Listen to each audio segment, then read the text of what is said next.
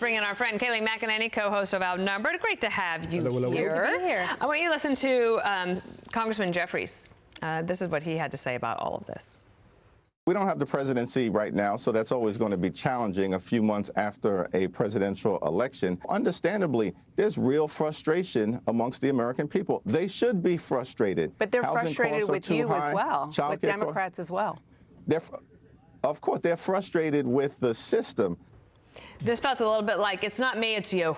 Yeah, look, I mean, he's right. It's hard after you lose the presidency, your numbers go down. But where is the strategy? I'm still waiting on the autopsy of what went wrong. I mean, you just heard the Tim Walz comments about being meaner. I'm not sure that was the takeaway from the election. The takeaway was, the trans issue, language policing, the economy, and Republicans having a plan. So when is that autopsy going to come? And when are the proactive, forward-looking plans going to be manifested? No one has an agenda. They need a Newt Gingrich-like moment to reshape what their party stands for, and I haven't seen that. It appears that anyone who goes out there is not selling the deal. They're not making the sale, we should say. CNN had a poll that just came out, compared Democrats to Republicans, and here's the view of Americans.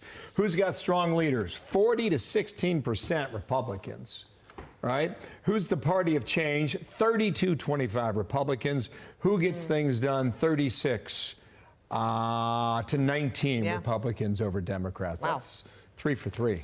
And when you ask Democrats their view on those issues, of Democrats, just 32% of Democrats say Democrats are the party with the strong leader. 41% think their party's the party to get things done. So you have to win back your party and then endeavor to win back independence. But word of warning to Republicans, there was an interesting poll out, JL Partners previewed it to Politico, and what they found is there's a big challenge for Republicans leading up to the midterms of motivating the Trump voter. The Trump voter shows up for Trump, and they said particularly the young men who voted for Trump, some of the new black voters who came and voted for Trump, they're not necessarily motivated to turn out for Republicans unless you frame this as this will help Republicans win the presidency in 2028. So when you frame this as a national issue with Trump, you may have a shot, but that's a word of warning. Yeah, that's interesting. I saw that too. Hey, Bill Clinton, he had to get out there and do an interview. CBS Sunday Morning, they asked him about Biden's cognitive decline. Said didn't see it. Watch. Did you ever have a moment with him where you thought maybe he was unfit to run for president? No. I thought he was a good president. I had never seen him and walked away thinking he can't do this anymore. He was always on top of his brief. You never saw any cognitive decline?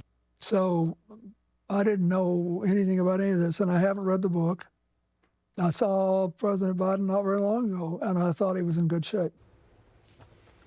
Makes you wonder how much access he had, because that would be news. I know. To Michael Bennett, obvious who's in the to book. anyone, right? Yeah, and we've heard from senators, at least their comments in the book, Michael Bennett, Mark Warner, however those comments got in there, questioning the mental acuity of the president. So it makes you wonder, how often did Bill Clinton see him? That's a good point. He also said in that interview that he can't see how someone can do that job at the age of 86, which is where Joe Biden would have been had he won a second term. Well, if you're Bill Clinton, what are you going to say? Oh, yeah, he was going downhill 2 years ago. The answer for him is to say, I didn't see it coming, and I thought he was up for the job. Yeah, I think most people want to back away from this issue. This is why Republicans need to lean into this issue. Thus far, I don't think they've done a good enough job leaning in on the oversight committee. Though he is in a position of power within the, if he wants to, like he's the godfather, right? He could say, well, this wasn't good.